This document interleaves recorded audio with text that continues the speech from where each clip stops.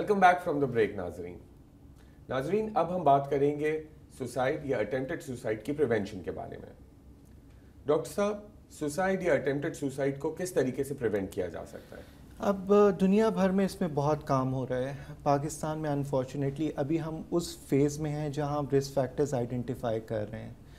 آپ نے risk factors identify کیا, آپ نے دیکھا کہ کوئی اسٹریسر ہے جس کی وجہ سے یہ پرابلم ہو رہا ہے, یا ہائی رسک گروپ آپ نے آئیڈینٹیفائی کیا اور اس پہ اسٹریس دیا کہ اسی کو ہم ٹارگٹ کرنا ہے تاکہ یہ فردر سوسائڈ اٹیمپٹس نہ کرے اور فردر سوسائڈ نہ ہو.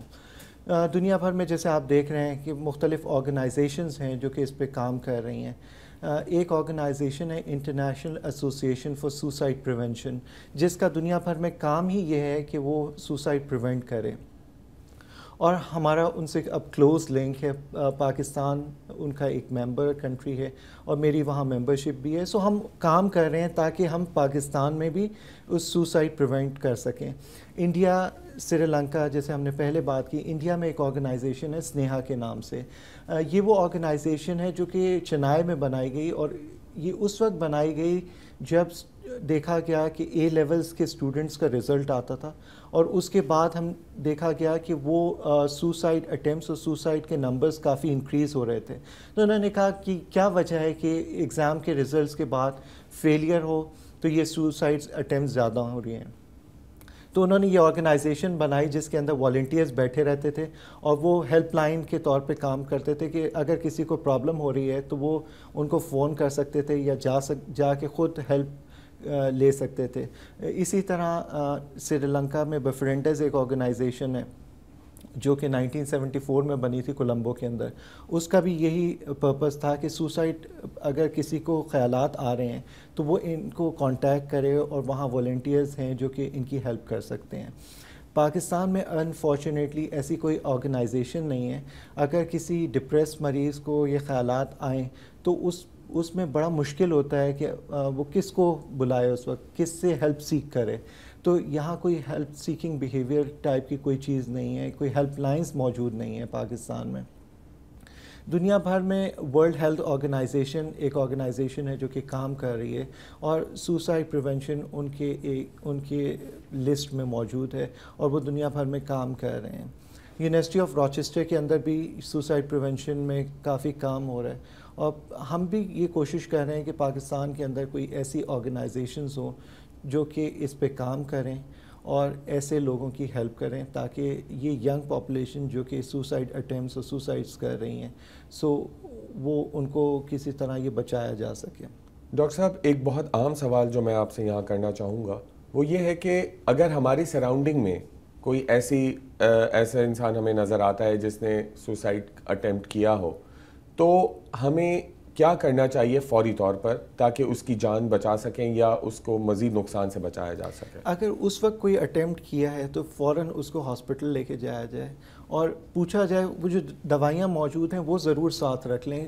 کبھی کبھی لوگ اٹیمپٹ کرتے ہیں اور ساتھ ہی دوائیوں کی شیشیاں پڑی ہوتی ہیں, سو اس سے کافی ہیلپ مل جاتی ہے. ڈاکٹر کو پتہ چل جاتا ہے کہ کون سی دوائی لی ہے اور اکارڈنگلی اسی کا اینٹی ڈوٹ دیا جاتا ہے, اسی کا علاج کیا جاتا ہے.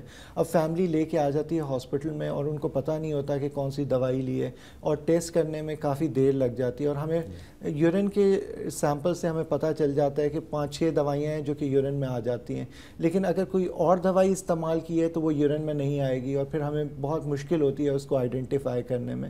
سو سب سے پہلے تو فرسٹ ایڈ میں یہ کریں کہ آپ قریبی ہاسپٹل میں لے کے جائیں مریض کو.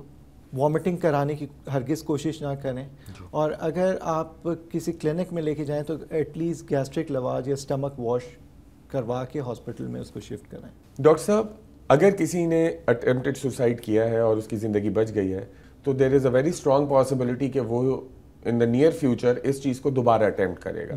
تو اس کو ہم دوبارہ اس خطرے سے کس طرح بچا سکتے ہیں؟ اگر کسی بندے نے ایک بار اٹیمپٹ کیا ہے تو بہت زیادہ چانسز ہیں کہ وہ دوبارہ بھی اٹیمپٹ کرے گا.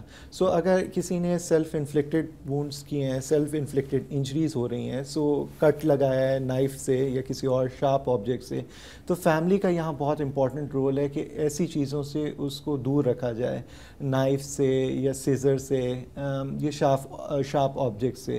اگر دوائیاں لے رہا ہے مریض تو فیملی کا رول یہاں آتا ہے کہ نظر رکھے کہ زیادہ دوائیاں اس کو پرووائڈ نہ کی جائیں، بیکاز جو دوائیاں لے رہا ہوتا ہے مریض یوزلی اٹیمپٹ اسی دوائی سے زیادہ کر لیتا ہے. پیراسیٹامول سے بھی اٹیمپٹس ہم نے دیکھی ہیں. سو پیراسیٹامول دور رکھیں، یا گھر کا انوائرمنٹ اس طرح کا رکھیں کہ وہ ان آبجیکٹس تک اس کی رسائی ممکن نہ ہو. ڈاکٹر صاحب سائیکائٹرک ایویلیویشن کی کیا امپورٹنس ہے اس میں؟ سائیکیٹرک ایویلیویشن کی بہت امپورٹنس ہے. بہت سارے مریض جو ہیں ڈپریشن کے ساتھ ہوتے ہیں. اب اگر کوئی مریض جو ہے وہ سائیکیٹرسٹ کے پاس نہیں جانا چاہتا، سو اب ایسی ٹریننگ ڈاکٹرز میں دی گئی ہے جو فیملی فزیشنز ہیں جو کہ ٹرینڈ ہیں سائیکیٹرک ایویلیویشن کرنے میں، تو یا تو فیملی فزیشنز کے پاس آپ چلے جائیں. کچھ انٹرنسٹ کا بھی انٹرسٹ ہے اس ٹاپک میں، سو ان کے پاس آپ جا سکتے ہیں. ایمرجنسی کے کچھ ڈاکٹرز ہیں جو کہ اس میں اسپیشلائز کر رہے ہیں، سو آپ ان کے پاس جا کے سیک کر سکتے ہیں ہیلپ. سو ضروری نہیں کہ آپ سائیکیٹرسٹ کے پاس جائیں. Limited number of psychiatrist available ہیں پاکستان کے اندر، سو سارے مریض جو ہیں وہ سائیکیٹرسٹ کے پاس نہیں جا سکتے، اور پھر اسٹگما ریلیٹڈ ایشوز بھی ہیں. Thank you very much doctor صاحب. ویلکم. ناظرین، یہ تھا ہمارا آج کا پروگرام.